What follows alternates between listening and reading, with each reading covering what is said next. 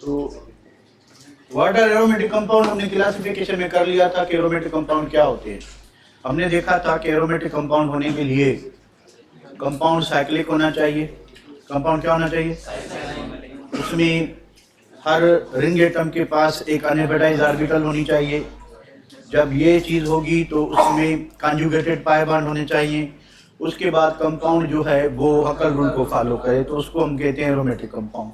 तो ये अगर मैं थोड़ा सा आपको झलकी दिखाऊं तो ये हमने ऑलरेडी किया हुआ है कि what are aromatic compounds, non aromatic, anti aromatic. तो ग्रीक वर्ड एरोमा से लिए गए, इनको कैरेक्टरिस्टिक सिमेल होती है और इनमें कार्बन हाइड्रोजन रेशो जो है वो कम होता है, इस वजह से ये बर्न विद सूट वगैरह वगैरह, ये कुछ एग्जांपल्स, नेफ्थलीन, शेफ्थलीन, ठीक है। और ये कुछ नॉन बेंजोइड एरोमेटिक कंपाउंड्स। उसके बाद एक चीज़ जो है नहीं है वो उसको करके फिर बेंजीन पे आते हैं कि एरोमेटिक कंपाउंड्स जो हैं वो नॉन एरोमेटिक कंपाउंड से या एंटी एरोमेटिक कंपाउंड से डिफरेंट कैसे होती हैं। तो aromatic compounds differ from alicyclic compounds. पहली बात कि इनमें रेजोनेंस होती है। अब एलिसाइक्लिक कंपाउंड में हो भी सकती है, नहीं भी हो सकती। अगर होगी भी सही, पर उनकी स्टेबिलिटी जो है वो एरोमेटिक जितनी नहीं होगी। तो आखिर जो डिफरेंस आता है, देखें ये चीज़ है जैसे अब इसमें रेजोनेंस भी है, कॉन्जुगेटेड पाई बॉन्ड भी है, पर ये एंटी एरोमेटिक कंपाउंड है तो इसकी स्टेबिलिटी जो है वो एरोमेटिक कंपाउंड जितनी नहीं होगी। उसके बाद इलेक्ट्रोफिलिक सब्स्टिट्यूशन रिएक्शन, हालांकि ये अनसेचुरेटेड कंपाउंड होते हैं एरोमेटिक कंपाउंड, इनमें कार्बन कार्बन डबल बॉन्ड होता है और डबल बॉन्ड में एक वीक बॉन्ड होता है। तो जो भी अनसेचुरेटेड कंपाउंड होता है वहां पे एडिशन रिएक्शंस होते हैं, पर एरोमेटिक कंपाउंड में क्या होता है? सब्स्टिट्यूट। क्यों होते हैं? क्योंकि अगर एरोमेटिक कंपाउंड एडिशन रिएक्शन देगा तो वो नॉन एरोमेटिक बन जाएगा, यानी उसके जो ये स्पेशल फीचर्स जिसको हम डिस्कस कर रहे हैं वो खत्म हो जाएंगे।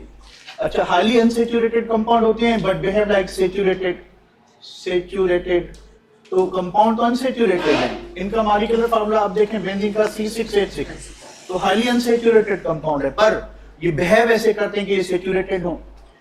दे burn with smoky flame. Normal जो आपका एलिसाइक्लिक कंपाउंड होगा वो जलने के वक्त धुआं नहीं बनाता, ये धुएं के साथ सड़ते हैं। एक्स्ट्राऑर्डिनरी स्टेबिलिटी, इनकी स्टेबिलिटी बहुत ज्यादा होती है। किस वजह से? Low heat of hydrogenation. हमने पढ़ा था कि जब हम किसी भी डबल बॉन्ड पे हाइड्रोजन ऐड करते हैं तो उस रिएक्शन को हाइड्रोजनेशन कहते हैं और वो रिएक्शन एक्सोथर्मिक होता है, वहां से एनर्जी रिलीज होती है और उस एनर्जी को कहते हैं हीट ऑफ हाइड्रोजनेशन। जितनी ये हीट ऑफ हाइड्रोजनेशन कम होगी उतना पाई बॉन्ड स्ट्रांग होता है।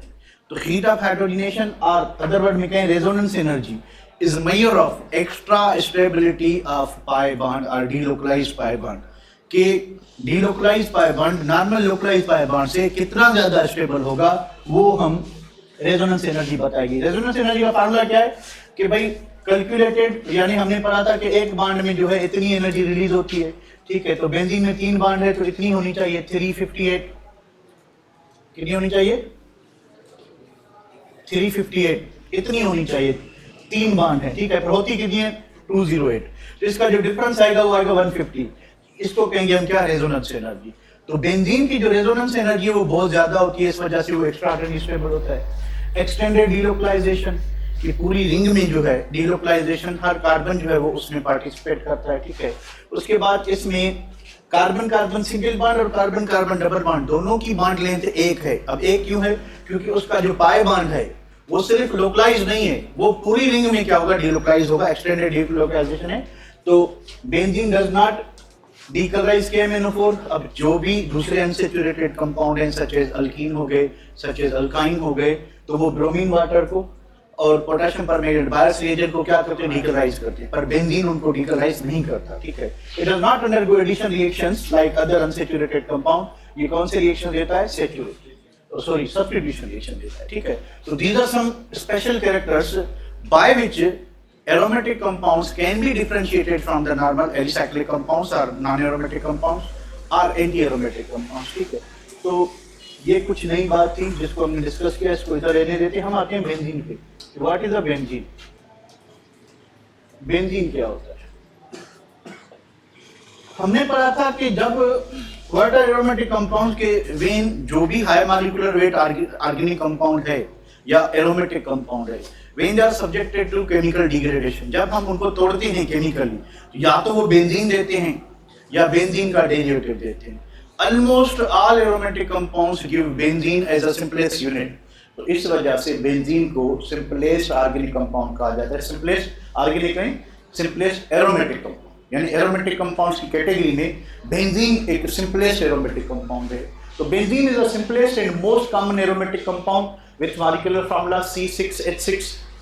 Michael Faraday discovered benzene in 1825 by destructive distillation of vegetable oil। Benzene Michael Faraday को वेजिटेबल ऑयल में मिला था। इसने क्या किया था कि वेजिटेबल ऑयल की डिस्ट्रक्टिव डिस्टिलेशन का मतलब क्या हुआ कि वेजिटेबल ऑयल को हाई टेम्परेचर पे in the absence of air heat किया गया।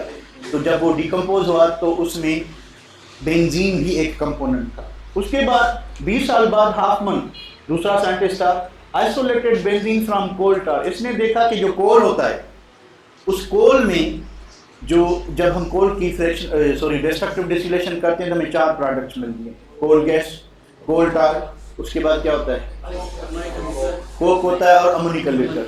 कोल टार में जो है क्या मौजूद होता है बेंजीन। ठीक है, अच्छा अब जैसे ही बेंजीन डिस्कवर हुआ तो इसका जो पहले एम्पिरिकल फार्मूला मालूम हुआ वो CH, इसका मॉलिक्यूलर वेट था 78। वहां से पता चला कि बेंजीन का मॉलिक्यूलर फार्मूला होगा C6H6। अब ये मॉलिक्यूलर फार्मूला स्ट्रांगली डिमांड कर रहा है कि बेंजीन हाईली अनसैचुरेटेड कंपाउंड है, बेंजीन हाईली अनसैचुरेटेड, क्योंकि अगर आप इसको किसी भी ओपन चेन कंपाउंड से कंपेयर करेंगे, यानी अगर हम इसको हेक्सेन मान लें तो इसका मॉलिक्यूलर फार्मूला होना चाहिए था C6H14।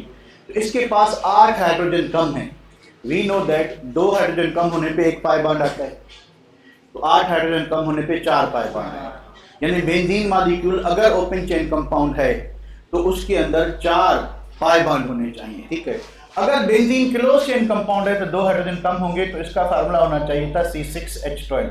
अगेन 6 हाइड्रोजन कम है, यानी अगर बेंजीन साइक्लिक कंपाउंड है तो उसमें क्या होना चाहिए, उसमें 3 पाई बॉन्ड होने चाहिए। क्या होने चाहिए, 3 पाई बॉन्ड होने चाहिए। पर जो है यानी ये दोनों चीजें क्या बता रही हैं कि बेंजीन एक हाईली अनसैचुरेटेड कंपाउंड है। पर जब बेंजीन के रिएक्शंस देखे गए तो बेंजीन तो सैचुरेटेड कंपाउंड की तरह बिहेव कर रहा था, वो तो एडिशन की जगह पे सब्स्टिट्यूशन रिएक्शन दे रहा था। तो साइंटिस्ट को स्ट्रक्चर इसकी जो है वो अज्यूम करने में या बनाने में बहुत दुश्वारी हुई। तो तकरीबन 40 साल लग गए बेंजीन के डिस्कवर होने के बाद। इसकी पहली स्ट्रक्चर जो है वो केक्यूल ने इंट्रोड्यूस करवाई थी। केक्यूल इन 1865 suggested cyclic hexagonal structure of benzene, जो इस तरह से थी। जो आज हम स्ट्रक्चर लिखते हैं बेंजीन की, ये केक्यूल की मेहरबानी थी। ये जो हम अल्टरनेट सिंगल डबल बॉन्ड वाली बेंजीन की स्ट्रक्चर लिखते हैं, ये किसकी मेहरबानी थी, केक्यूल। ठीक है, इट इज अ कलरलेस, इसका बेंजीन का कोई रंग नहीं होता, विथ कैरेक्टरिस्टिक स्मेल, क्योंकि जो भी एरोमेटिक कंपाउंड अर्ली डिस्कवर थे पुराने, उनकी एक खासियत ये थी कि उनमें खुशबू होती थी। तो बेंजीन को भी एक पर्टिकुलर स्मेल होती है। इट इज हाईली इनफ्लेमेबल, यानी ये जल्दी फायर को कैच करता है। जैसे हम तीली लगाएंगे ये जल जाएगा, और जलेगा कैसे, धुएं से। कैसे जलेगा, धुएं से। क्यों जलेगा, क्योंकि इसमें कार्बन की परसेंटेज हाई होती है, कार्बन की परसेंटेज। ठीक है, it is a good non polar solvent for sulphur, iodine, resins, gums, fats. तो ये अच्छी सॉल्वेंट है। ये जो कंपाउंड लिखे हुए हैं, सल्फर एसिड हो गया, आयोडीन हो गया, यानी जो भी नॉन पोलर कंपाउंड है वो इसमें इजीली डिसॉल्व हो जाएंगे, क्योंकि benzene itself is a non polar compound. It is immiscible in water. Immiscible का मतलब होता है कि इनसॉल्युबल इन ऑल प्रोपोर्शन, यानी जितना मर्जी है आप बेंजीन पानी में डाल दें, एक दूसरे में मिक्स नहीं होंगे, बिल्कुल नहीं। मिसिबल का मतलब ये होता है कि सॉल्युबल इन ऑल प्रोपोर्शन। जैसे आप दूध में पानी मिलाएं या पानी में दूध मिलाएं, मिलते जाएंगे, पता नहीं सिर्फ कलर चेंज होता जाएगा। ठीक है, तो बाकी यानी वो डिसॉल्व होते जाएंगे। या आपके पास अल्कोहल है, अल्कोहल में भी हाइड्रोजन बॉन्ड, पानी में भी हाइड्रोजन बॉन्ड, जितना चाहे एक दूसरे में मिक्स करते रहें तो वो मिक्स होते रहेंगे। तो ये होता है मिसिबल। इमिसिबल स्कॉल्टा, यानी इनसॉल्युबल इन ऑल प्रोपोर्शन, बिल्कुल डिसॉल्व नहीं होंगे। तो पानी में नहीं होता, पर soluble in ether, acetone, chloroform, उसके बाद ethyl alcohol, moderate polar solvent में, ये भी मॉडरेट पोलर सॉल्वेंट है, ये भी मॉडरेट पोलर सॉल्वेंट है। तो ऑर्गेनिक सॉल्वेंट में डिसॉल्व हो जाएगा, पर वाटर और जो इनऑर्गेनिक पोलर सॉल्वेंट उसमें नहीं होगा। It melts at 5.5 degree centigrade, यानी अच्छा इसकी मेल्टिंग पॉइंट 5.5 डिग्री सेंटीग्रेड है। मुझे बताएं ये रूम टेम्परेचर पे लिक्विड होगा या सॉलिड होगा? रूम टेम्परेचर पे ये क्या होगा? रूम टेम्परेचर पे क्या होगा, कौन बताएगा? ये लिक्विड होगा क्योंकि 5.5 पे मेल्ट हो जाता है। अच्छा, स्टेट जो डिक्लेयर होती है ना किसी भी चीज की, स्टेट 25 डिग्री सेंटीग्रेड, लिटरेचर में जो रिपोर्टेड है कि ये लिक्विड है, ये गैस है, ये सॉलिड है, it is measured at room temperature standard conditions, यानी 25 डिग्री सेंटीग्रेड और 1 atm। इस कंडीशन पे जिस सब्सटेंस की जो फिजिकल स्टेट होगी लिटरेचर में वही करंट होती है। अच्छा, उसके बाद it is carcinogenic, cancer causing है, इससे ब्लड कैंसर हो सकता है। It contains high percentage of carbon, इसमें जो कार्बन की परसेंटेज है 93.6% है, and low percentage of hydrogen 6.4%। Carbon की हाई परसेंटेज की वजह से ये धुएं से जलता है, यानी जब ये जलेगा धुआं निकलेगा, ठीक है। It is used in making dyes, drugs, nitrobenzene etc. और उसके बाद benzene is and substituted benzene derivative are collectively called arenes. Arenes हम कहते हैं कि बेंजीन हो या डेरिवेटिव ऑफ बेंजीन हो या ऐसे कंपाउंड जो स्ट्रक्चरली बेंजीन की तरह हो, नॉन बेंजोइक कंपाउंड की बात करें, ठीक है, हेट्रोसाइक्लिक कंपाउंड हो गए या दूसरे कंपाउंड जो हमने पढ़े हुए हैं भाई, जैसे आपका साइक्लोप्रोपीनियम आयन हो गया या साइक्लो हेप्टाट्राइनियम आयन हो गया, तो ये एरोमेटिक है पर इनमें बेंजीन रिंग नहीं है।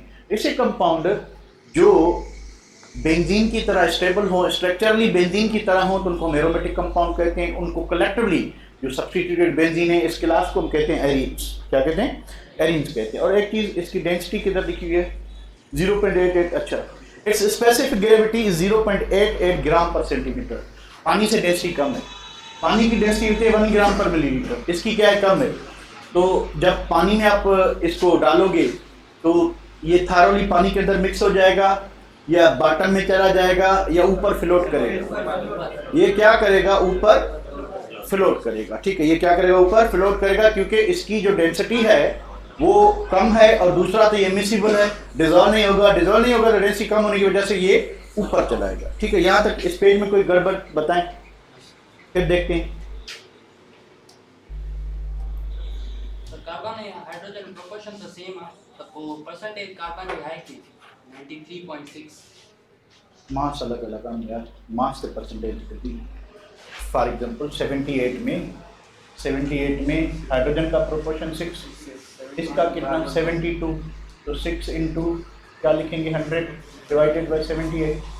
72 इंटू 100 डिवाइडेड बाई 78। इसकी परसेंटेज बहुत ज़्यादा होगी, इसकी कम होगी, इसकी क्या होगी? ज़्यादा होगी, ठीक है। चलिए इसको मैं बताता हूँ और हम आते हैं आगे।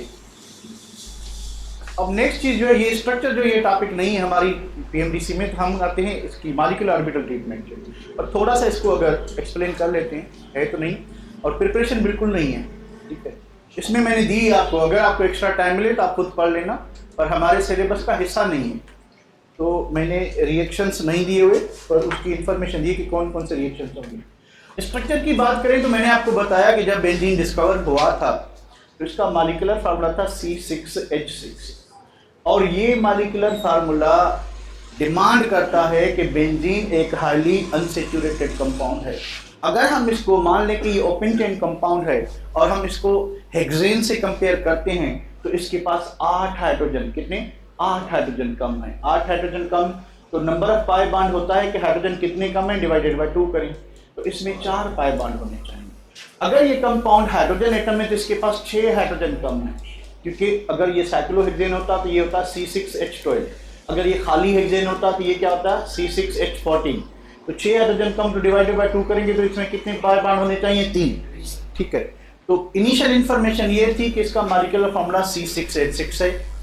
अब पहली डिबेट ये थी कि ये ओपन चेन कंपाउंड है कि close chain compound, unsaturated compound है कि सैचुरेटेड। मॉलिक्यूलर फार्मूला ये बता रहा है कि कंपाउंड हाईली अनसैचुरेटेड है, पर जब रिएक्शंस की बात आती है तो देखा ये गया कि इसके रिएक्शंस जो है एडिशन की जगह पे सब्स्टिट्यूशन हो रहे थे, और सब्स्टिट्यूशन नॉर्मली होती है सैचुरेटेड कंपाउंड। अल्केन्स में क्या होती है? सब्स्टिट्यूशन, और अल्कीन्स और अल्काइंस अनसैचुरेटेड कंपाउंड में क्या होती है? एडिशन। तो इसमें उल्टा हो रहा था कि ये सैचुरेटेड की तरह बिहेव कर रहा था, ठीक है। अब ये ओपन चेन है या क्लोज चेन है, इसका सिंपल पता कैसे चला कि जब इसकी हाइड्रोजिनेशन की गई, जब इसकी हाइड्रोजिनेशन की गई तो हमें साइक्लोहेक्सेन मिला। क्या मिला? यानी जब बेंजीन की क्या की गई, जब बेंजीन की हाइड्रोजिनेशन की गई, यूजिंग निकल कैटलिस्ट, ठीक है। अब हाई टेम्परेचर एंड प्रेशर पे तो हमें मिला C6H12, यानी जो कंपाउंड बनने वाला था वो बनने वाला था क्या, साइक्लोहेक्सेन। तो एक बात क्लियर हो गई साइक्लोहेक्सेन के बनने से कि बेंजीन ओपन चेन कंपाउंड होगा कि क्लोज चेन होगा, क्या होगा, क्या साबित होता है साइक्लोहेक्सेन बनने से कि बेंजीन ओपन चेन है या बेंजीन क्लोज चेन है, बेंजीन क्लोज चेन है, ठीक है। बेंजीन क्या होता है, क्लोज चेन, यानी ओपन चेन स्ट्रक्चर वाली बात खत्म हो गई, बेंजीन क्लोज चेन है। अब बेंजीन क्लोज चेन है तो उसका मॉलिक्यूलर फार्मूला या हाइड्रोजन डिफिशिएंसी स्केल बताता है कि इसमें कितने पाई बांड होने चाहिए, 3। बेंजीन में कितने पाई बांड होने चाहिए, 3। तो इसकी जो ओपन चेन स्ट्रक्चर जो पॉसिबल जो भी हो सकती है वो तो हो गई खत्म। अब बात यह है कि बेंजीन के अंदर 3 पाई बांड होंगे। अगर बेंजीन साइक्लिक है और उसके अंदर 3 पाई बांड हैं तो 2 पॉसिबल स्ट्रक्चर्स हो सकती हैं बेंजीन की। कौन सी भाई, एक ये पॉसिबल है इसमें एक डबल बॉन्ड और एक ट्रिपल बॉन्ड हो। दूसरा पॉसिबल है इसमें जैसे बेंजीन की स्ट्रक्चर लिखते हैं कि इसमें 3 डबल बॉन्ड, ठीक है। इन आइदर केस, अब यहाँ पे देखें 2 वैलेंसीज फ्री हैं तो 2 हाइड्रोजन होंगे, चारों ही बॉन्ड फ्री हैं, हाइड्रोजन हाइड्रोजन, यहाँ पे 1 वैलेंसी फ्री, यहाँ पे 1 वैलेंसी। तो ये भी आपका क्या है, C6H6 है और इसमें एक वैलेंसी फ्री है कार्बन की, ये भी क्या है, C6H6। तो बेंजीन इन दोनों में कोई भी हो सकता है। तो बेंजीन ये भी हो सकता है, either this is the correct, either this is the correct, ठीक है। तो बेंजीन को जब फर्दर टेस्ट किया गया C6H6, जब इनकी ब्रोमिनेशन की गई डार्क में, नो रिएक्शन, कोई रिएक्शन नहीं हुआ। जब इसकी जो है KMnO4 से रिएक्ट किया गया, नो रिएक्शन, कोई रिएक्शन नहीं हुआ। अब ये दोनों रिएक्शंस जो हैं, दोनों रिएक्शंस अल्कीन्स अनसैचुरेटेड कंपाउंड देते हैं, पर बेंजीन में ये दोनों रिएक्शंस नहीं दे। डार्क में अल्केन भी नहीं देते, अगर सनलाइट की मौजूदगी में भी दें तो ये रिएक्शन नहीं हुआ, ये रिएक्शन नहीं हुआ, ठीक है। अब इस रिएक्शन का ना होना क्या साबित करता है कि बेंजीन सैचुरेटेड है, पर उसका मॉलिक्यूलर फार्मूला हमें ज़बरदस्त तरीके से बता रहा है कि मैं सैचुरेटेड नहीं तो अनसैचुरेटेड कंपाउंड, ठीक है। तो अब इन स्ट्रक्चर्स में डाउट था, फिर क्या देखा गया, फिर ये देखा गया कि इसकी क्लोरीनेशन की गई यूजिंग फेरिक क्लोराइड कैटलिस्ट, इसकी नाइट्रेशन की गई यूजिंग सल्फ्यूरिक एसिड कैटलिस्ट, इसकी सल्फोनेशन की गई यूजिंग फ्यूमिंग सल्फ्यूरिक एसिड, इसकी अल्काइलेशन की गई यूजिंग लेविस एसिड कैटलिस्ट, इसकी असाइलेशन की गई, यानी ये सारे रिएक्शन किए गए। हर रिएक्शन में बेंजीन ने जो रिएक्ट किया वो इस तरह से किया कि बेंजीन से एक हाइड्रोजन माइनस हुआ, उसकी जगह पे इनमें से कोई भी रिएजेंट क्या हो गया, ऐड हो गया। यानी बेंजीन ने जो प्रोडक्ट दी थी वो थी मोनो सब्स्टिट्यूटेड। बेंजीन ने जो प्रोडक्ट दी थी वो क्या थी, मोनो सब्स्टिट्यूटेड प्रोडक्ट दी थी। यानी इसने अल्कीन्स की तरह क्या होता है कि एक पाई बॉन्ड टूटता है, पाई बॉन्ड में 2 ग्रुप ऐड होने थे, तो हमें डाई सब्स्टिट्यूटेड बेंजीन नहीं मिला, हमें मोनो सब्स्टिट्यूटेड बेंजीन मिला। तो इस मोनो सब्स्टिट्यूटेड बेंजीन मिलने से 2 पॉसिबल रीजंस बताए गए। नंबर पहला रीजन ये था कि सिर्फ एक ही हाइड्रोजन रिप्लेस हो रहा है, कि पॉसिबल है कि only 1 hydrogen is reactant, only 1 hydrogen is most reactive, कि एक ही हाइड्रोजन जो है वो मोस्ट रिएक्टिव है, इसलिए जितने भी हमने रिएक्शन करवाए ये सारे, सब में क्या हुआ कि सिर्फ एक ही हाइड्रोजन रिप्लेस हुआ है। दूसरी पॉसिबिलिटी ये थी कि all hydrogen atoms are equally reactive. इस वजह से हमेशा एक ही हाइड्रोजन कहीं से भी रिप्लेस हो सकता है, it can be replace from here और हेयर, कहीं से भी रिप्लेस हो सकता है, ठीक है बेटा। तो जो आपके आइडिया में कौन सी एक्सप्लेनेशन सही साबित हुई, पहली वाली दूसरी वाली, फर्स्ट और सेकंड,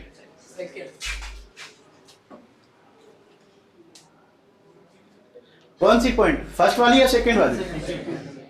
अपना सल्फर ये होता है ना, ऐसे होमोएटॉमिक मॉलिक्यूल है, उसके बाद आयोडीन होमोएटॉमिक मॉलिक्यूल है, तो benzene itself is a not homo but it is a non polar solvent, तो इसमें इजीली डिसॉल्व हो जाएंगे, यही बात थी, ठीक है। तो ये सेकंड वाली जो स्टेटमेंट है ये ज्यादा एक्सपेक्टेबल हुई थी, और ये जो है साइंटिस्ट समझ गए कि 6 के 6 हाइड्रोजन वो जो है इक्वल है। तो अगर 6 के 6 हाइड्रोजन इक्वल है तो यहाँ पे देखें 6 हाइड्रोजन इक्वल नहीं है, एक जैसी नहीं है। पर अगर इस स्ट्रक्चर में देखें तो आपको 6 हाइड्रोजन एक जैसे दिखाई देंगे। हर कार्बन डबल बॉन्ड में इन्वॉल्व है, हर कार्बन पे एक हाइड्रोजन, यानी हर डबल बॉन्ड वाले कार्बन के पास एक हाइड्रोजन। यहाँ पे देखें एक ट्रिपल बॉन्ड है, उस पे हाइड्रोजन है ही नहीं। एक सिंगल बॉन्ड वाले कार्बन पे 2 हाइड्रोजन है और एक डबल बॉन्ड वाले पे। तो सिंगल बॉन्ड और डबल बॉन्ड वाले की हाइड्रोजन की जो प्रॉपर्टीज है वो सेम नहीं होगी, एक जैसे नहीं है। पर अगर इस स्ट्रक्चर को देखें तो आपको सारे हाइड्रोजन एक जैसे दिखाई देंगे। Can you see that? तो ये स्ट्रक्चर जो सजेस्ट की थी, ये किसने की थी? केक्यूल। किसने सजेस्ट की थी? केक्यूल। कब सजेस्ट की थी? 1865। 1865 में, यानी 1825 में बेंजीन डिस्कवर हुआ था। 1865 यानी 65 में ये स्ट्रक्चर जो है वो क्या हुई थी? इंट्रोड्यूस कराई थी। किसने? अभी आपको सिर्फ ऊपर इसलिए बता रहा हूँ क्योंकि ये टॉपिक है नहीं, है क्या? मॉलिक्यूलर ऑर्बिटल ट्रीटमेंट, उस पर हम डायरेक्ट जाते हैं। ठीक है, तो मैं वापस आता हूँ यहाँ पे। अब इतनी छोटी सी डिस्कशन से हमने क्या प्रूव किया कि बेंजीन सैचुरेटेड है या अनसैचुरेटेड? बिहेव कैसे करता है? सैचुरेटेड। बेंजीन ओपन चेन है या साइक्लिक है? साइक्लिक है। ठीक है, बेंजीन में 6 ही हाइड्रोजन एक जैसे रिएक्टिव हैं या एक सबसे ज्यादा रिएक्टिव होता है? तो ये सारे एक्सपेरिमेंटल एविडेंस किसको सपोर्ट करते हैं? केक्यूल स्ट्रक्चर। किसको सपोर्ट करते हैं? केक्यूल। यहाँ तक क्लियर बेटा? इसमें कोई दिक्कत है तो बताएं, उसके बाद आगे बढ़ते हैं। ठीक है, ये वही लिखा हुआ है। और दूसरी बात कि this is not the part of our syllabus, तो इसको फिर भी अगर आपको टाइम मिले तो भले आप देख लेना। यही है कि एक हाइड्रोजन रिएक्टिव है या सारे रिएक्टिव हैं। फिर तो इस तरह से बेंजीन की जो है डिफरेंट स्ट्रक्चर्स जो है प्रपोज की गई। ठीक है, उसमें अभी तक जो स्ट्रक्चर चल रही है वो वही चल रही है। कौन सी स्ट्रक्चर? केक्यूल। ये 2 स्ट्रक्चर केक्यूल ने प्रपोज की थी। ठीक है, और ये 3 स्ट्रक्चर डेवार ने और ये रॉबिन्सन ने और बायर और आर्मस्ट्रांग की जो स्ट्रक्चर थी वो ये थी। इन सब में बायर और आर्मस्ट्रांग का मतलब था कि जो चौथी वैलेंसी है कार्बन की, बस वो अंदर इलेक्ट्रॉन घूम रहे होते हैं। ये रॉबिन्सन स्ट्रक्चर है। ठीक है, रॉबिन्सन स्ट्रक्चर और ये डेवार स्ट्रक्चर और ये केक्यूल स्ट्रक्चर, अभी भी जो 80% कंट्रीब्यूशन होती है। अब देखो, जो भी सबस्टेंस रेजोनेंस शो करता है उसकी डिफरेंट स्ट्रक्चर्स होती हैं। उन डिफरेंट स्ट्रक्चर्स को कहते हैं कैनोनिकल फॉर्म्स। डिफरेंट स्ट्रक्चर्स को क्या करें? और कोई भी सिंगल स्ट्रक्चर उसकी रियल स्ट्रक्चर नहीं होती, यानी उसकी जो एक्चुअल स्ट्रक्चर होती है उसको रेजोनेंस हाइब्रिड कहते हैं। और वो हाइब्रिड में सब स्ट्रक्चर्स की जो खूबियां हैं वो उसमें शामिल होती हैं। तो बेंजीन की जो रेजोनेंस हाइब्रिड है, जो एग्जैक्ट स्ट्रक्चर है, ठीक है, उसमें 80% कंट्रीब्यूशन केक्यूल स्ट्रक्चर का होता है, 20% कंट्रीब्यूशन इसका होता है। अगर ऑन द एडवांस बेसिस पे कहें कि ईच स्ट्रक्चर जो है केक्यूल की, उसकी कंट्रीब्यूशन कितनी है? 40%। इसमें कितनी है? 20/3%, क्योंकि 3 स्ट्रक्चर डेवार की। अच्छा, डेवार स्ट्रक्चर जो है उसकी कम कंट्रीब्यूशन क्यों है? क्योंकि डेवार स्ट्रक्चर में एक ये जो सिंगल बॉन्ड है, ये वाला, इसको मैं रेड करता हूं, ये बॉन्ड नॉर्मल बॉन्ड से थोड़ा क्या है? बड़ा है। इसकी बॉन्ड लेंथ क्या है? ज्यादा है। अब बॉन्ड को बड़ा करने के लिए क्या चाहिए? एनर्जी। तो इस मॉलिक्यूल की एनर्जी थोड़ी क्या होगी? ज्यादा होगी। और जिस मॉलिक्यूल की एनर्जी थोड़ी ज्यादा हो तो वो उसकी स्टेबिलिटी क्या होगी? कम होगी। तो थर्मोडायनामिकली जो डेवार स्ट्रक्चर है वो कम स्टेबल होता है।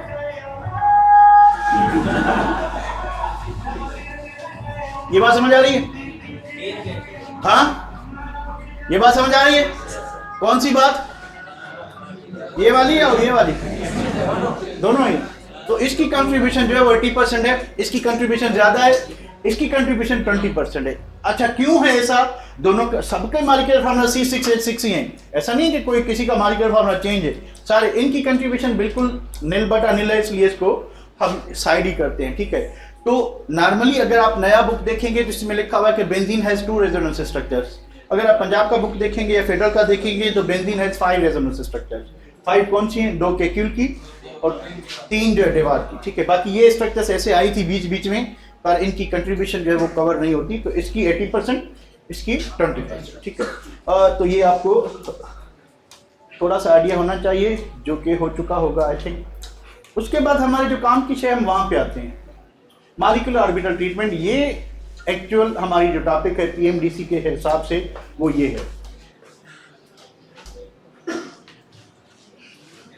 एरीन्स बेटा एरोमेटिक कंपाउंड्स को ही कहते हैं।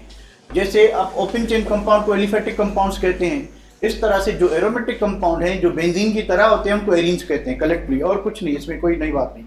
ठीक है बेटा। तो what about the molecular orbital treatment of benzene?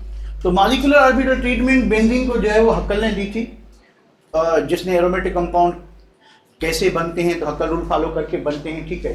तो X rays and spectroscopic studies of benzene structure की पहली जो बात ये प्रूव हुई वो एक केक्यूल वाली स्ट्रक्चर ही है। ठीक है, नथिंग एल्स कि बेंजीन इस तरह से होता है। अब क्योंकि केक्यूल के ज़माने में हाइब्रिडाइजेशन नहीं थी और ना ही कोई एक्सरे डायफ्रैक्शन मेथड था, तो मॉडर्न स्ट्रक्चर जो जब उसको एग्जामिन किया गया तो स्ट्रक्चर एग्जैक्टली वही आई जो हमें किसने बताई थी, केक्यूल। यानी जो 1865 में जो स्ट्रक्चर ऑलरेडी केक्यूल ने बताई थी, 1930s में वही एक्सपेरिमेंटली प्रूव हुई हाइब्रिड ऑर्बिटल मॉडल पे भी और स्पेक्ट्रल स्टडीज पे भी। क्या पता चला, क्योंकि ये स्ट्रक्चर तो ऑलरेडी नोन थी कि benzene is a flat hexagonal molecule. अब इसका मतलब क्या है, फ्लैट का मतलब क्या है? देखिए ये बेंजीन अभी आप इस तरह से देख रहे हैं। ठीक है, अब यहाँ पे एक कार्बन है। ठीक है, यहाँ पे तो 120 डिग्री पे हाइड्रोजन होगा, फिर 120 डिग्री पे दूसरा कार्बन, 120 डिग्री पे हाइड्रोजन। यानी इसको अगर मैं इस यहाँ पे देखें आप कि हाइड्रोजन ये कार्बन है एक ही रिंग में, एक ही प्लेन है। ठीक है, और हाइड्रोजन भी जो है इसी प्लेन में होंगे, पर एंगल कितनी मेंटेन होगी, 120 डिग्री। ठीक है, एक ही प्लेन में होगा। यानी बेंजीन मॉलिक्यूल जो है वो आप इस तरह से देखें, अगर आप इस तरह से देखें तो कार्बन और हाइड्रोजन इसी प्लेन में होंगे, इसी प्लेन में। तो ये एक फ्लैट यानी बिल्कुल सीधा मॉलिक्यूल है और हेक्सागोनल रिंग होगी इसमें। उसके बाद कि carbon carbon and carbon bond angles, carbon carbon hydrogen and carbon carbon bond angles जो हैं, या carbon hydrogen bond angles 120 degree होंगी, क्योंकि इसमें जो हाइब्रिडाइजेशन होती है वो sp2 होती है। हर कार्बन sp2 हाइब्रिडाइज होता है। ठीक है, और bond length of carbon carbon single bond and carbon carbon double bond equal है।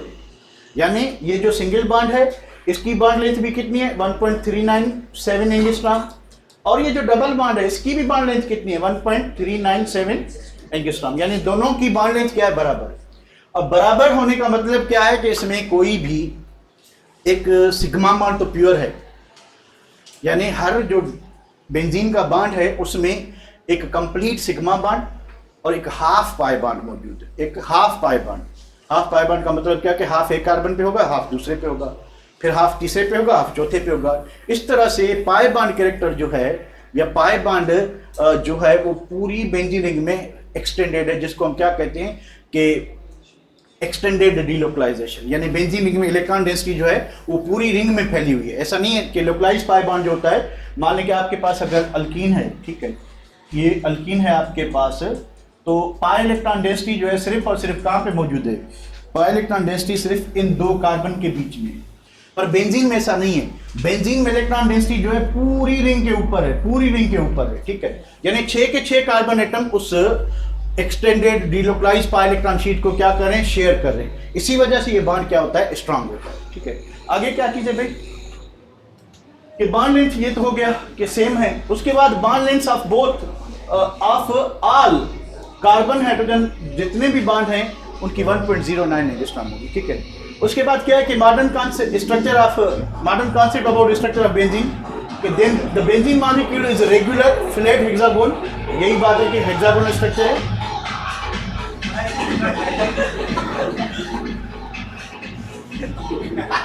with 6 carbon atoms and 6 hydrogen atoms,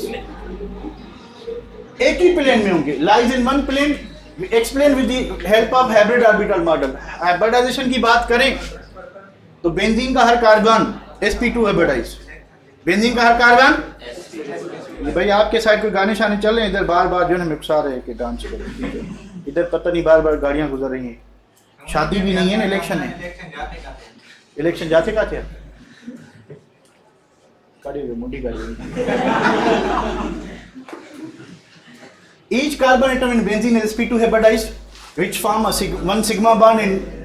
अच्छा, बेंजीन में रिंग में हर कार्बन sp2 हाइब्रिडाइज होगा और वो 2 सिग्मा बॉन्ड बनाएगा, एक ऊपर वाले कार्बन से, दूसरा नीचे वाले से। ऐसे समझिए, एक लेफ्ट वाले से, एक राइट वाले से। एक बॉन्ड बनाएगा हाइड्रोजन के साथ और एक बॉन्ड बनाएगा पाई, क्योंकि sp2 hybridisation means 3 sigma bond बनेंगे। 3 ऑर्बिटल ओवरलैप हो रही हैं तो 3 सिग्मा बॉन्ड बनेंगे। तो हर कार्बन कह रहा है कि क्या करेगा, हर कार्बन कितने गए भाई, हर कार्बन जो है ये कार्बन है, ठीक है, इसने एक बॉन्ड किसके साथ बनाया, हाइड्रोजन के साथ, दूसरा किसके साथ बनाया, इसकी बात करें हम, इस कार्बन के साथ, तीसरा किसके साथ बनाया, इस कार्बन के साथ, एक क्या बनेगा, पाई बॉन्ड, एक क्या बनेगा, तो 4 वैलेंसी पूरी हो जाएगी, ठीक है। इसमें कोई शक है तो बताएं कि हर कार्बन sp2 हेपेटाइज होगा, हर कार्बन ट्राइगोनल होगा, बेंजीन एक फ्लैट मॉलिक्यूल है, हेक्सागोनल 6 कोनों वाला है, हर एटम जो है वो एक ही प्लेन पे होगा। ओके, बढ़े आगे, ओके ओके ओके, चलिए इसको, अच्छा इसका मतलब क्या है, देखिए बेंजीन का हर कार्बन sp2 हेपेटाइज है, ठीक है, ये sp2 हेपेटाइज ऑर्बिटल हो गई हर कार्बन की। तो हम इधर जगह अगर देखें, ठीक है, फिर ये दूसरा कार्बन है, फिर ये तीसरा कार्बन है, ठीक है। तो अब बेंजीन क्या करेगा, इसमें ये वाला जो कार्बन है, अब इसने 2 बॉन्ड बना लिए, किसके साथ, कार्बन के साथ, ये भी कार्बन, ये भी कार्बन, ठीक है, एक बॉन्ड बनाएगा किसके साथ, हाइड्रोजन। तो हाइड्रोजन में कौन सी ऑर्बिटल होगी, s, और कार्बन की कौन सी ऑर्बिटल होगी, sp2, ठीक है। तो बाकी क्या रह गया, बाकी रह गया इसके पास अनहेपेटाइज ऑर्बिटल।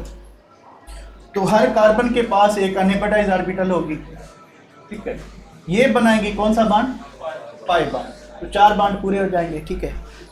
इसको दोबारा सेव करता हूं,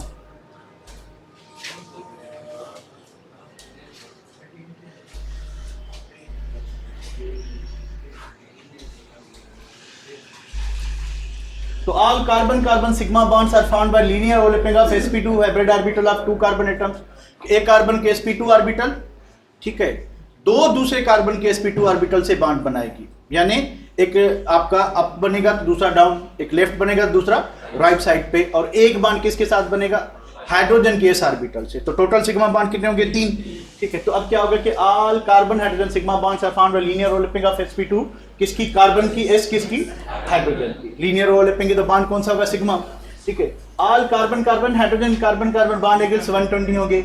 each carbon atom has 1 2pz unhybridized orbital, यानी हर कार्बन के पास एक अनहेपेटाइज ऑर्बिटल होगी, and we know that hybridized orbital sigma bond बनाते हैं और अनहेपेटाइज ऑर्बिटल पाई बॉन्ड। तो हर कार्बन एक पाई बॉन्ड बनाएगा, हर कार्बन एक पाई बॉन्ड बनाएगा, ठीक है। और these unhybridized orbitals can paired in 2 ways, कि ये जो अनहेपेटाइज ऑर्बिटल्स हैं हर कार्बन के पास हैं, तो ये 2 तरीकों से पेयर बना सकती हैं, 2 तरीकों से बॉन्ड बना सकती हैं। अब जो मिडिल एलिमेंट है उसकी मर्जी है, ये जो मिडिल एलिमेंट है इसके साथ पाई बॉन्ड बनाए क्योंकि इसके पास भी अनहेपेटाइज ऑर्बिटल है, या इसके साथ पाई बॉन्ड बनाए क्योंकि इसके साथ भी क्या मौजूद है, अनहेपेटाइज ऑर्बिटल। इस वजह से बेंजीन की 2 स्ट्रक्चर बनेगी। कैसे 2 बनेगी भाई, मान लें कि अगर आपके पास ये चीज़ है और ये चीज है और ये चीज है, तो 2 स्ट्रक्चर कैसे बनेगी, तो मैं आपको समझाता हूं कि हर कार्बन के पास एक अनहेपेटाइज ऑर्बिटल, ठीक है। अब बेंजीन की मर्जी है, हर कार्बन की मर्जी है, अगर ये इससे पाई बॉन्ड बनाता है, ठीक है, तो पाई बॉन्ड इधर बनेगा, दूसरा इधर बनेगा, तीसरा इधर बनेगा। अगर पाई बॉन्ड ये इस जगह से बनाते हैं, इस जगह से, तो फिर स्ट्रक्चर ये बनेगी कि एक डबल बॉन्ड इधर बनेगा, एक इधर बनेगा और एक इधर बनेगा। देखिए दोनों स्ट्रक्चर में फर्क है, क्या फर्क है, पाई बॉन्ड की पोजीशन का फर्क है, क्योंकि हर कार्बन के पास इक्वल एबिलिटी है। अब इस कार्बन के पास 2 चॉइसेस है, either to form pi bond this side और दिस साइड। अगर दिस साइड तो ये स्ट्रक्चर बनेगी, अगर दिस साइड तो ये स्ट्रक्चर बनेगी। ये बात समझ रहे हैं, ये वाली बात समझ रहे हैं कि 2 पेयरिंग कैसे बनेगी, 2 स्ट्रक्चर कैसे बनेगी, क्योंकि हर कार्बन के पास, अब ये जो कार्बन है इसके पास भी 2 चॉइस हैं, आइदर ये पाई बॉन्ड इधर बनाए, अगर इधर बनाएगा तो ये स्ट्रक्चर बनेगी, ठीक है, सॉरी ये स्ट्रक्चर, अगर इधर बनाता है तो फिर ये स्ट्रक्चर बनेगी। तो हर कार्बन के पास 2 चॉइस होंगी, ठीक है।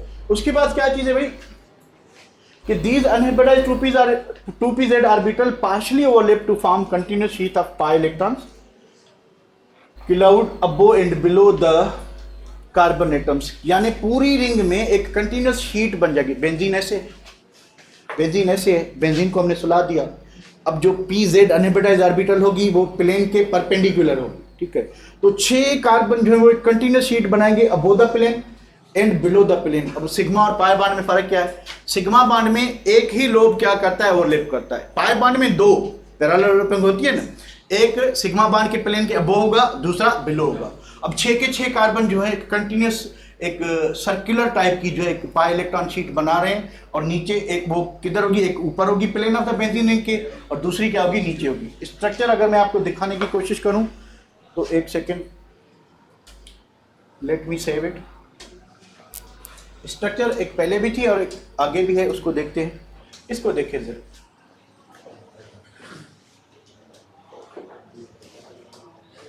कि as each pz orbital overlap pz orbital it gives a diffused यानी mixed। okay, तो ये आपका जो पेयरिंग है टू स्टाइल में कैसे हो रही है कि ये यहाँ से भी पाई बॉन्ड बना सकता है, अगर एक यहाँ बनेगा तो दूसरा यहाँ बनेगा, तीसरा यहाँ, क्योंकि अल्टरनेट सिंगल और डबल बॉन्ड बनेगी। ये स्ट्रक्चर कौन सी बनेगी, ये वाली स्ट्रक्चर बनेगी। ठीक है, अगर मैं इसको हटा के मैं पाई बॉन्ड इधर नहीं, मैं पाई बॉन्ड इधर बनाता हूँ, तो फिर स्ट्रक्चर कौन सी बनेगी, फिर स्ट्रक्चर ये बनेगी, ये वाली। तो ये दो वेज हो गई, ये बात समझ आ गई आपको।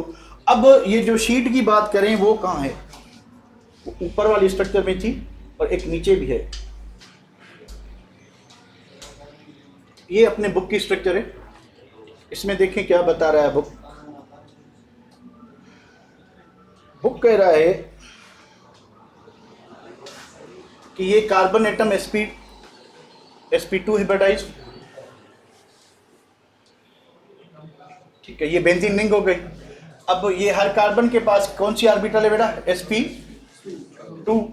एक बॉन्ड किसके साथ बना, हाइड्रोजन के साथ, दूसरा किसके साथ बना, कार्बन, तीसरा किसके साथ बना, कार्बन के साथ। अब हर कार्बन के पास देखें कि ये हर ऑर्बिटल जो है पार्शियली ओवरलैप करे इससे, यानी हर ऑर्बिटल जो है वो इन्वॉल्व है किसमें, पाई बॉन्ड फॉर्मेशन में। तो एक कंटिन्यूस शीट बन गई, बेंजीन रिंग बीच में, एक ऊपर लेयर बन गया और एक नीचे लेयर। अब ये बॉन्ड कौन सा होगा, लोकलाइज होगा कि डीलोकलाइज होगा, लोकलाइज होगा कि डीलोकलाइज होगा, ये बॉन्ड डीलोकलाइज होगा। अब देखें लोकलाइज और डीलोकलाइज में फर्क क्या है, फर्क ये है कि जब हमने इथीन से कंपेयर करते हैं या किसी भी अल्कीन से, तो ये अल्कीन, ये अल्कीन, ठीक है, 1 ब्यूटीन है हमारे पास। तो ये जो 1 ब्यूटीन है इसका जो पाई बॉन्ड है वो सिर्फ ये दो न्यूक्लियस आपस में अट्रैक्ट कर रहे हैं।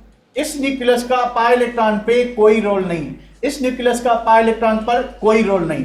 पर जब आप बेंजीन में देखेंगे तो बेंजीन रिंग का हर कार्बन का जो न्यूक्लियस है वो इस पाई इलेक्ट्रॉन को क्या करेगा, अपनी तरफ खींचेगा। इस वजह से इसका जो पाई बॉन्ड होगा वो स्ट्रांग होना चाहिए कि वीक होना चाहिए, स्ट्रांग होना चाहिए कि वीक होना चाहिए, स्ट्रांग होना चाहिए। Very good, very good, good gooder goodest, bet better bettest. और दूसरी क्या चीज है भैया, दूसरी बात ये, यहां तक हमने क्या डिस्कस किया कि according to molecular orbital each carbon bond in benzene consists of 1 full sigma bond and half pi bond, because of this reason कि all जो कार्बन कार्बन सिंगल और डबल बॉन्ड हैं उनकी बॉन्ड लेंथ सेम होती है। यहाँ तक हमने जो डिस्कस किया, पहली बात according to molecular orbital treatment, each carbon atom is sp2 hepatitis, each carbon atom is trigonal, each carbon atom form 1 sigma bond with hydrogen and 2 sigma bond with other carbon atoms. Each carbon atom has how many choices to form pi bond? 2 choices, left, right और above, below। ठीक है, उसके बाद benzene एक flat molecule है और planar molecule है और हेक्सागोनल है या नॉन प्लेनर है, प्लेनर मॉलिक्यूल है। सारे कार्बन कार्बन और कार्बन हाइड्रोजन एक ही प्लेन पे होते हैं। तो जो पाई इलेक्ट्रॉन की जो दो शीट बन रही है सर्कुलर फॉर्म में, वो कहाँ होती हैं, अबो द प्लेन होती है, बिलो द प्लेन होती है, अबो एंड बिलो दोनों तरफ होती है। ठीक है, और वो जो कंटिन्यूस शीट है पाई इलेक्ट्रॉन की, उसको कितने न्यूक्लियस अट्रैक्ट करते हैं, 6 न्यूक्लियस या ओनली 2 न्यूक्लियस, यानी बॉन्ड लोकलाइज हुआ कि डीलोकलाइज हुआ, तो डीलोकलाइज पाई बॉन्ड लोकलाइज से स्ट्रांग होगा कि वीक होगा। और बेंजीन में आखिरी पॉइंट बता रही है कि 1 फुल सिग्मा बॉन्ड और हाफ पाई बॉन्ड कैरेक्टर है। इसी वजह से जो भी कार्बन कार्बन सिंगल बॉन्ड हो या कार्बन कार्बन डबल बॉन्ड हो, उसकी जो बॉन्ड लेंथ है वो क्या होती है, सेम। यहाँ तो कोई दिक्कत। अब आखिरी बात क्या है कि द स्टेबिलिटी ऑफ बेंजीन, कि हम क्यों कह रहे हैं कि benzene extra ordinary stable molecule है। तो हमने अभी डिस्कस किया कि बेंजीन में नॉर्मल पाई बॉन्ड नहीं है, बेंजीन में डीलोकलाइज्ड पाई बॉन्ड है। उसका इफेक्ट क्या होगा? उसका इफेक्ट ये होगा कि बेंजीन के जो पाई इलेक्ट्रॉन्स हैं उसको सिर्फ 2 न्यूक्लियस अट्रैक्ट नहीं करे, पूरी बेंजीन का जो मॉलिक्यूल है उसके जो 6 न्यूक्लियस हैं वो 6 न्यूक्लियस मिलके एक कंटिन्यूस शीट है पाई इलेक्ट्रॉन की, उसको क्या करें? अपनी तरफ अट्रैक्ट करें। इस वजह से ये बॉन्ड नॉर्मल पाई बॉन्ड नहीं है, ये बॉन्ड स्ट्रांग होगा। कितना स्ट्रांग होगा उसकी कैलकुलेशन है, वो भी हम करते हैं, ठीक है। कि benzene is an extraordinary stable molecule. भाई एक्स्ट्रा ऑर्डिनरी स्टेबल तो है, क्यों है? ठीक है। The stability is due to extended delocalisation of electron cloud, कि पूरी बेंजीन रिंग पे इलेक्ट्रॉन क्लाउड क्या हो गया? एक्सटेंड हो गया, फैल गया है। और उसके फैलने की वजह से क्या है कि न्यूक्लियस सारे उसको क्या करें? अट्रैक्ट कर रहे हैं। इस वजह से इसकी ज्यादा स्टेबिलिटी होगी। Extraordinary stability of benzene is measured by comparing it with hypothetical compound 135 hexa cyclohexatriene. अब मान लें कि बेंजीन एक अल्कीन है, एक ट्राइन है जिसमें 3 डबल बॉन्ड है। तो अगर एक डबल बॉन्ड होता है तो उसको हम हेक्सीन कहते हैं, साइक्लोहेक्सीन। 2 होता है तो साइक्लोहेक्साडाइन कहते हैं। 3 है तो हम कहेंगे कि ये साइक्लोहेक्साट्राइन है। क्या होगा कि 1 2 3 4 5 6 नेमिंग में क्या आएगा? 1 2 3 और 135 और 145 135। देखिए पहला कार्बन ये अगर है तो फिर दूसरा डबल बॉन्ड किस पे? तीसरे पे। फिर चौथा नहीं, फिर पांचवें कार्बन पे डबल बॉन्ड है। तो अगर हम इसको मानते हैं कि ये साइक्लोहेक्साट्राइन है, 135 ट्राइन है, इसको हम अल्कीन मानते हैं, हम नहीं कहते कि ये बेंजीन है। तो अगर आप किसी भी अल्कीन में 2 हाइड्रोजन ऐड करते हो पाई बॉन्ड की जगह पे, तो वहां से एनर्जी कितनी रिलीज होती है? मैंने आपको बताया था -119.5 किलो जूल पर। इतनी एनर्जी रिलीज होती है अगर एक हाइड्रोजन मॉलिक्यूल यानी 2 हाइड्रोजन एक पाई बॉन्ड ब्रेक होकर 2 सिग्मा बॉन्ड बने। तो बेंजीन में कितने? 3। तो एनर्जी कितनी रिलीज होनी चाहिए? 3 से मल्टीप्लाई करोगे तो 358.5, पर जो रिलीज होती है वो जस्ट 208 होती है। तो डिफरेंस कितना आ जाएगा? 150, यानी 150 एनर्जी कम रिलीज होती है। अब कम क्यों रिलीज हुई? क्योंकि बेंजीन का जो पाई बॉन्ड है वो उतना ज्यादा स्टेबल है, अगर बॉन्ड वीक होता तो उसकी हीट ऑफ हाइड्रोजनेशन ज्यादा होती। क्योंकि ये बॉन्ड ऑलरेडी स्ट्रांग था, ऑलरेडी ज्यादा एनर्जी रिलीज हो चुकी है, इस वजह से जब आप हाइड्रोजन ऐड करोगे तो इसकी एनर्जी क्या होगी? कम होगी, ठीक है। तो आगे पढ़ते हैं क्या चीज है। This can be predicted from heat of hydrogenation and resonance energy. The heat of hydrogenation of 1 pi bond of alkene is minus, नए बुक में -120 लिखा हुआ है, एक ही बात है, ठीक है। बेन भाई है, थोड़ा सा फर्क है। The calculated heat of hydrogen, यानी अगर हम अज्यूम करें तो अगर एक पाई बॉन्ड पे -119 जो है एनर्जी रिलीज होती है, तो 3 पे कितनी होगी? इंटू 3 करेंगे, 3 से मल्टीप्लाई करेंगे, तो कितनी होनी चाहिए? 350। और हो कितनी रही है? हो रही है 208। कितनी हो रही है? 208। तो इस डिफरेंस को हम क्या कहेंगे? Resonance energy. इस डिफरेंस को क्या कहेंगे? रेजोनेंस एनर्जी कहेंगे, ठीक है बेटा। तो भाई but experimentally observed heat of hydrogenation of benzene is 208। होनी कितनी चाहिए थी? 358। है कितनी? 208। तो डिफरेंस कितना आया? 150। अब ये था कैलकुलेटेड, ये है ऑब्जर्व्ड, यानी हुई कितनी? ये एक्सपेक्टेड था कितनी होनी चाहिए, थ्योरेटिकल वैल्यू था, ये एक्सपेरिमेंट। अब ये जो आपका क्या कहते हैं, इस डिफरेंस को हम कहते हैं रेजोनेंस एनर्जी। कौन सी एनर्जी? रेजोनेंस।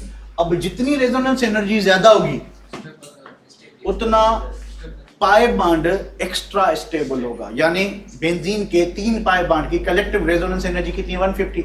तो अगर इंडिविजुअल बॉन्ड पे आए तो 150 को 3 से डिवाइड करें, यानी बेंजीन का हर पाई बॉन्ड अल्कीन के पाई बॉन्ड से 50 किलो जूल पर मोल ज्यादा स्ट्रांग है। तो इतनी एनर्जी यानी ज्यादा खारिज हुई थी जब ये पाई बॉन्ड बना था। अगर अल्कीन में यही पाई बॉन्ड बनता तो एनर्जी 358 रिलीज होती, पर जब ये कहाँ बना? जब ये बेंजीन में बना तो एनर्जी कितनी रिलीज हो रही है? 208। तो इसका जो डिफरेंस है उसको हम कहेंगे resonance energy. The difference of heat of hydrogenation of calculated and experimentally observed value is called resonance energy. Resonance energy is measure of extra stability of delocalized pi electron system, ठीक है। यानी अगर कहीं पे भी कोई conjugation हो रही है, रेजोनेंस हो रही है या डिलोकलाइजेशन हो रही है, तो वो पाई बॉन्ड एक लोकलाइज्ड पाई बॉन्ड से ज्यादा स्टेबल होगा। तो जितनी रेजोनेंस एनर्जी होगी वो एक्स्ट्रा स्टेबिलिटी को मेजर करती है, यानी बेंजीन के जो पाई बॉन्ड हैं वो 150 किलो जूल पर मोल नॉर्मल एक अल्कीन से क्या है ज्यादा स्ट्रांग है। तो बेंजीन स्टेबल होना चाहिए या रिएक्टिव होना चाहिए, ठीक है। तो आइसोलेटेड और क्यूमुलेटेड बॉन्ड से बेंजीन के बॉन्ड स्ट्रांग होंगे। The resonance energy of benzene is 150, it means each pi bond of benzene is 50 kilojoule per mole stronger than a normal pi bond of an alkene और alkyne, उनसे ज्यादा stable होगा। Lower the heat of hydrogenation, the higher will be resonance energy and strong will be pi bond or more will be stability. तो बाकी हम कल करेंगे resonance को, ठीक है, कल देख लेंगे। इसमें इस यहाँ तक कोई प्रॉब्लम है तो बताएं।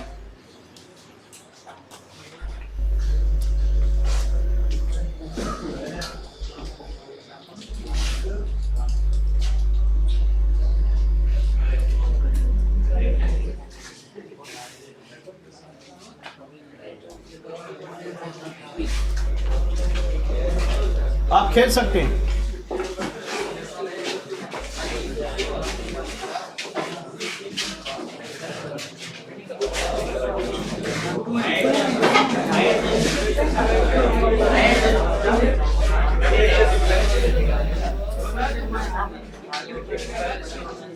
यस यस सुधा, अल्कीन का पाई बॉन्ड वीक है।